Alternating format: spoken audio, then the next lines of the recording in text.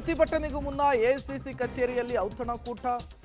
AICC ಅಧ್ಯಕ್ಷರು ಮುಖ್ಯಮಂತ್ರಿಗಳಿಗೆ ಬುಲಾವನ್ನ ಕೊಟ್ಟಿದ್ದಾರೆ.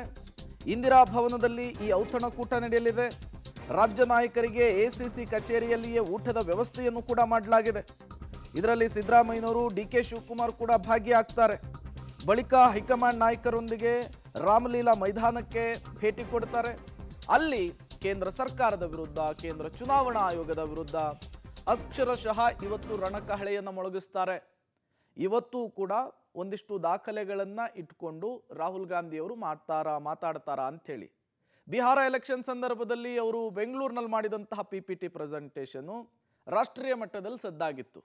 ಡೀಟೇಲ್ಸ್ ಕೊಡೋದಕ್ಕೆ ಶಬೀರ್ ನೇರ ಸಂಪರ್ಕದಲ್ಲಿ ಜಾಯಿನ್ ಆಗಿದ್ದಾರೆ. ಶಬೀರ್, ಇಷ್ಟು ದಿನ ಹೋದಲ್ಲಿ ಬಂದಲ್ಲಿ ರಾಷ್ಟ್ರೀಯ ಕಾಂಗ್ರೆಸ್ ನಾಯಕರುಗಳು ವೋಟ್ ಚೋರಿ ವಿಚಾರವನ್ನು ಪ್ರಸ್ತಾಪಿಸ್ತಾ ಇದ್ರು, ಹೇಳಿಕೆಗಳನ್ನು ಕೊಡ್ತಾ ಇದ್ರು. ಇದನ್ನ ಈಗ ಮತ್ತೊಂದು ಹಂತಕ್ಕೆ ತೆಗೆದುಕೊಂಡು ಹೋಗ್ತಾ ಇದ್ದಾರೆ, ಹೋರಾಟದ ಟಚ್ ಕೊಡ್ತಾ ಇದ್ದಾರೆ. ಹೇಗಿದೆ ಇವತ್ತು ರಣಕಹಳೆ ಮೊಳಗಿಸೋದಕ್ಕೆ ವೇದಿಕೆ, ಏನೆಲ್ಲ ಸಿದ್ಧತೆಗಳಾಗಿದೆ, ಎಕ್ಸ್ಪ್ಲೇನ್ ಮಾಡಬಹುದಾ ಅಂಥೇಳಿ? ಖಂಡಿತವಾಗ್ಲೂ ಪ್ರೇಮ್, ವೋಟ್ ಚೋರಿ ಸಂಬಂಧಪಟ್ಟಂತೆ ಬಹಳ ದೊಡ್ಡ ಮಟ್ಟದ ಹೋರಾಟವನ್ನು ಕಾಂಗ್ರೆಸ್ ರೂಪಿಸಿರುವಂಥದ್ದು. ಕಳೆದ ಕೆಲವು ತಿಂಗಳ ಹಿಂದಿನಿಂದಲೂ ಕೂಡ ದೊಡ್ಡ ಆರೋಪಗಳನ್ನು ಬಿಜೆಪಿ ವಿರುದ್ಧ ಕಾಂಗ್ರೆಸ್ ಮಾಡ್ತಾ ಇರುವಂಥದ್ದು. ದೇಶಾದ್ಯಂತ ಹಲವು ರಾಜ್ಯಗಳಲ್ಲಿ ವಿಧಾನಸಭೆ ಚುನಾವಣೆಗಳು ಏನು ನಡೆದಿದ್ದು, ಅಲ್ಲಿ ವೋಟ್ ಚೋರಿ ಮಾಡೋ ಮೂಲಕ ಅಧಿಕಾರಕ್ಕೆ ಬರುವಂಥ ಕೆಲಸವನ್ನು ಬಿಜೆಪಿ ಮಾಡಿದೆ ಅನ್ನುವಂಥ ಆರೋಪವನ್ನು ರಾಹುಲ್ ಗಾಂಧಿ ಅವರು ಮಾಡಿದ್ರು. ಈಗ ಅದ್ರ ವಿರುದ್ಧ ದೆಹಲಿಯಲ್ಲಿ ಬೃಹತ್ ಸಮಾವೇಶವನ್ನು ಮಾಡಲಿಕ್ಕೆ ನಿರ್ಧಾರ ಮಾಡಿರುವಂಥದ್ದು. ಹೀಗಾಗಿ ದೆಹಲಿಯಲ್ಲಿರುವಂತಹ ರಾಮಲೀಲಾ ಮೈದಾನದಲ್ಲಿ ಈ ಒಂದು ಸಮಾವೇಶವನ್ನು ಇಟ್ಕೊಂಡಿರುವಂಥದ್ದು. ದೇಶಾದ್ಯಂತ ಬೇರೆ ಬೇರೆ ರಾಜ್ಯಗಳಿಂದಲೂ ಕೂಡ ಈಗ ಕಾಂಗ್ರೆಸ್ ನಾಯಕರು ದೆಹಲಿಗೆ ಬರ್ತಾ ಇದ್ದಾರೆ. ಇವತ್ತು ಮಧ್ಯಾಹ್ನ 2 ಗಂಟೆ ಬಳಿಕ ಈ ಒಂದು ಸಮಾವೇಶ ಶುರುವಾಗುತ್ತೆ. ಈ ಸಮಾವೇಶದಲ್ಲಿ ಈಗ ಬೇರೆ ಬೇರೆ ರಾಜ್ಯದ ಮುಖ್ಯಮಂತ್ರಿಗಳು ಮತ್ತು ವಿರೋಧ ಪಕ್ಷದ ನಾಯಕರು, ಜೊತೆಗೆ ಏನು ಎಲ್ಲ ಪ್ರದೇಶ ಕಾಂಗ್ರೆಸ್ ಅಧ್ಯಕ್ಷರು, ಅದರ ಜೊತೆಗೆ ದೇಶಾದ್ಯಂತ ಕಾರ್ಯಕರ್ತರು ಕೂಡ ಈ ಒಂದು ಕಾರ್ಯಕ್ರಮದಲ್ಲಿ ಬರ್ತಾ ಇರುವಂಥದ್ದು. ಹತ್ರ 1 ಲಕ್ಷಕ್ಕಿಂತ ಹೆಚ್ಚು ಜನರನ್ನು ಸೇರಿಸಬೇಕು ಅನ್ನುವಂಥ ನಿಟ್ಟಿನಲ್ಲಿ ಪ್ರಯತ್ನಗಳು ಕೂಡ ನಡೀತಾ ಇರುವಂಥದ್ದು. ಈ ಮೂಲಕ ದೇಶಾದ್ಯಂತ ಒಂದು ಜನರಿಗೆ ಜಾಗೃತಿ ಮೂಡಿಸುವಂಥ ಕೆಲಸಗಳಾಗಬೇಕು ಅನ್ನುವಂಥ ನಿಟ್ಟಿನಲ್ಲಿ ಕಾಂಗ್ರೆಸ್ ಪ್ರಯತ್ನವನ್ನು ಮಾಡ್ತಾ ಇದೆ.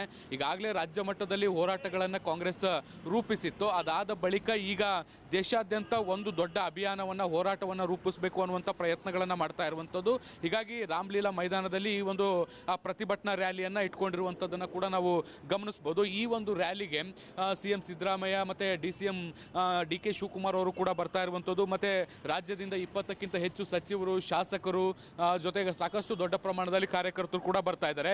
ಸರಿಸುಮಾರು 4,000 ರಿಂದ 5,000 ಜನ ಕಾರ್ಯಕರ್ತರು ಈ ಒಂದು ರ್ಯಾಲಿಯಲ್ಲಿ ಭಾಗಿಯಾಗ್ತಾ ಇರುವಂಥದ್ದು. ಸೊ ಹೀಗಾಗಿ ದೆಹಲಿಯ ರಾಮಲೀಲಾ ಮೈದಾನದ ಸುತ್ತಮುತ್ತಲಿನ ಪ್ರದೇಶ ಏನಿದೆ, ಆ ಪ್ರದೇಶದಲ್ಲಿ ಎಲ್ಲ ಕಡೆಯೂ ಕೂಡ ಫ್ಲೆಕ್ಸ್ ಬ್ಯಾನರ್ಗಳನ್ನು ಹಾಕಿರುವಂಥದ್ದನ್ನು ಕೂಡ ನೀವು ಗಮನಿಸ್ಬೋದು. ಬಹಳ ದೊಡ್ಡ ಪ್ರಮಾಣದಲ್ಲಿ ಅದ್ದೂರಿಯಾಗಿ ಕಾರ್ಯಕ್ರಮವನ್ನು ಮಾಡಬೇಕು ಅನ್ನುವಂಥ ನಿಟ್ಟಿನಲ್ಲಿ ಪ್ರಯತ್ನಗಳನ್ನು ಕೂಡ ಮಾಡ್ತಾ ಇರುವಂಥದ್ದು. ನನ್ನ ಈ ಭಾಗದಲ್ಲೂ ಕೂಡ ನೋಡ್ಬೋದು, ಇಡೀ ರಾಮಲೀಲಾ ಮೈದಾನದ ಮುತ್ತಲಿನ ಎಲ್ಲ ಪ್ರದೇಶಗಳಲ್ಲೂ ಕೂಡ ಈ ಒಂದು ಫ್ಲೆಕ್ಸ್ಗಳನ್ನು ಹಾಕೋ ಮೂಲಕ ಕಾರ್ಯಕರ್ತರಿಗೆ ಆಹ್ವಾನಿಸುವಂಥ ಕೆಲಸಗಳನ್ನು ಕೂಡ ಈಗ ಸದ್ಯಕ್ಕೆ ಮಾಡಲಾಗ್ತಾ ಇರುವಂಥದ್ದು. ಬೆಳಗ್ಗೆ ಈಗ 12:30ಯಿಂದ ಪ್ರಕ್ರಿಯೆಗಳು ಶುರುವಾಗುತ್ತೆ. ಮಧ್ಯಾಹ್ನ 1 ಗಂಟೆಗೆ ಎಲ್ಲ ಪ್ರಮುಖ ನಾಯಕರಿಗೆ, ಅಂದರೆ ಪ್ರದೇಶ ಕಾಂಗ್ರೆಸ್ ಅಧ್ಯಕ್ಷರಾಗಿರ್ಬೋದು, ಮುಖ್ಯಮಂತ್ರಿಗಳಾಗಿರ್ಬೋದು, ಮತ್ತು ಕಾಂಗ್ರೆಸ್ನ ವಿರೋಧ ಪಕ್ಷದ ನಾಯಕರುಗಳಾಗಿರ್ಬೋದು, ಅವರೆಲ್ಲರಿಗೂ ಕೂಡ ಔತಣಕೂಟಕ್ಕೆ ಆಹ್ವಾನಿಸಲಾಗಿರುವಂಥದ್ದು.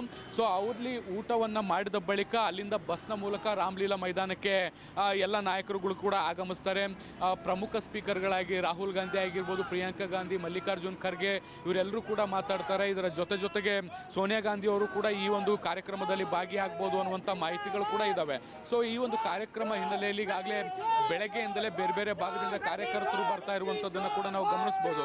ಮುಖ್ಯವಾಗಿ ಹರಿಯಾಣ, ಪಂಜಾಬ್, ಉತ್ತರ ಪ್ರದೇಶ, ಹೀಗೆ ಬೇರೆ ಬೇರೆ ರಾಜ್ಯಗಳಿಂದಲೂ ಕೂಡ ಕಾರ್ಯಕರ್ತರು ಬರ್ತಾ ಇರುವಂಥದ್ದನ್ನು ಕೂಡ ನಾವು ಗಮನಿಸ್ಬೋದು. ಓಕೆ ಶಬೀರ್, ಥ್ಯಾಂಕ್ ಯು ತಮ್ಮೆಲ್ಲ ಮಾಹಿತಿಗಾಗಿ.